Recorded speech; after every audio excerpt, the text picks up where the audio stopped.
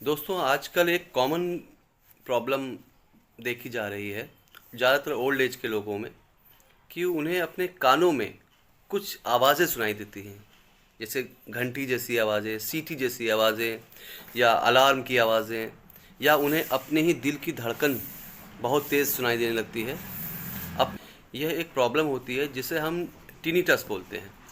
ये ज़्यादातर old age में होती है और ये अक्सर एक कान में, लेफ़्ट में, राइट में या दोनों ही कानों में हो सकती है। यह कोई सिंपल सी प्रॉब्लम नहीं है।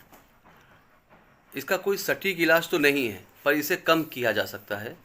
कुछ होम्योपैथिक मेडिसिन हैं जो टिनिटस की प्रॉब्लम में बहुत अच्छा सा वर्क करती हैं। चलिए अब जानते हैं कि ये होता किस वजह से है। इसके कारण ये है कि कभी कभी आपके जो कान में हैं स्वेलिंग हो जाती है या कोई इन्फ्लामेशन होने लगता है, जिसकी वजह से आपको अक्सर ये टिनिटस की प्रॉब्लम होने लगती है। हम उस पर ध्यान नहीं देते हैं और यह प्रॉब्लम बढ़ती जाती है।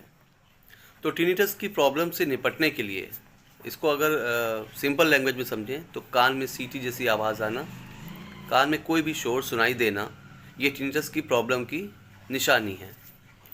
तो इसमें एक कुछ मेडिसिन है। अगर आपको राइट ईयर में सीटी सी आवाज़ें आ रही हैं या अपनी ही दिल की धड़कन आपको सुनाई दे रही है, तो ऐसे में आप सैंग्यूनेरिना कैन 30 पोटेंसी में यूज़ कर सकते हैं। दिन में 3 बार, 2 से 4 बूंद।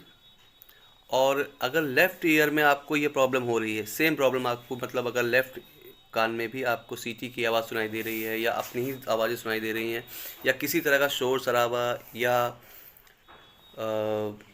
कैसी भी फुसफुसाहट, घरघराहट अगर आपको सुनाई दे रही है, तो उसमें आप स्पाइजीलिया 30 पोटेंसी में दिन में 2 से 3 बार तक इसको भी आप यूज़ कर सकते हैं। लेकिन कभी कभी होता है कि हमें दोनों ही कानों में प्रॉब्लम हो रही, दोनों ही कानों से हमको आवाज़ें सुनाई दे रही हैं, यानी टिनिटस की प्रॉब्लम हो रही है दोनों ही कानों से।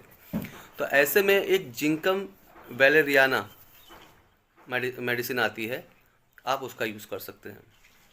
इसके अलावा एक पेटेंट मेडिसिन है जो कि जर्मन कंपनी की है, डॉक्टर रैकबैक कंपनी की, R191। यह टिनिटस की प्रॉब्लम को कुछ हद तक दूर कर सकती है, इसका यूज़ कर सकते हैं।